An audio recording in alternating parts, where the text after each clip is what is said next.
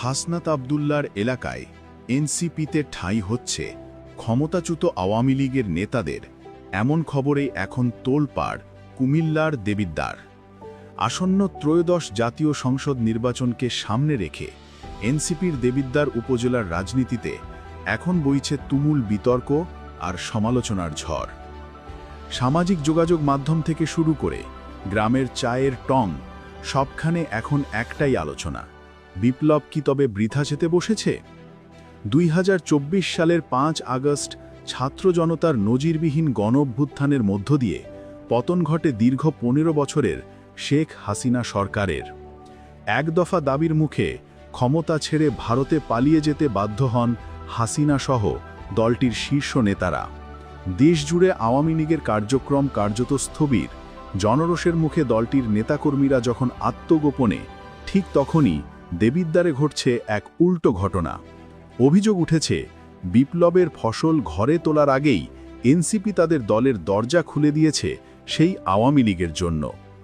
বিতর্কের কেন্দ্রবিন্দুতে রয়েছে গত জুলাই মাসে ঘোষিত এনসিপির দেবিদ্বার উপজেলা সমন্বয় কমিটি।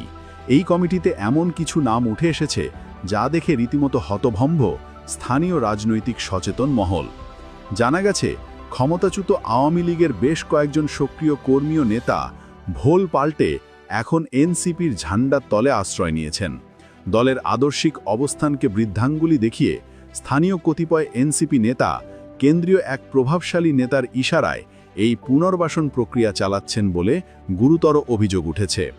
অনুসন্ধানে বেরিয়ে এসেছে চাঞ্চল্যকর সব তথ্য। এনসিপির এই নব্য কমিটিতে জায়গা করে নিয়েছেন সাবেক আওয়ামী লীগের দলীয় সংসদ সদস্য রাজীব মুন্সির অত্যন্ত ঘনিষ্ঠ ও আস্থাভাজন কর্মী আমির হোসেন। শুধু তাই নয়, সাবেক কাউন্সিলর আবুল বাশার সরকার সহ আরও বেশ কয়েকজন চিহ্নিত আওয়ামী লীগ কর্মীর নাম জড়িয়েছে এই প্রক্রিয়ায়, যারা এতদিন শেখ হাসিনার শাসনকে টিকিয়ে রাখতে মাঠ গরম করেছেন। তারাই এখন রাতারাতি বিপ্লবী সেজে এনসিপির কমিটিতে স্থান পাচ্ছেন। বিষয়টি সামাজিক যোগাযোগ মাধ্যমে ভাইরাল হতে নিন্দার ঝড় উঠেছে সর্বস্তরে।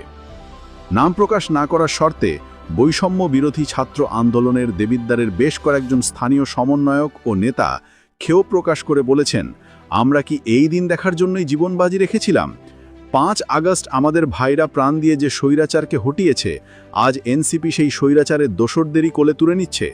এটি জুলাইয়ের শহীদদের সাথে চরম কপটতা। যারা একসময় আমাদের উপর হামলা চালিয়েছিল, আজ ক্ষমতার লোভে তাদেরই পুনর্বাসন করা হচ্ছে। নীতিহীনতার এর চেয়ে বড় উদাহরণ আর কি হতে পারে? তাদের দাবি, যারা ফ্যাসিবাদ বিরোধী আন্দোলনে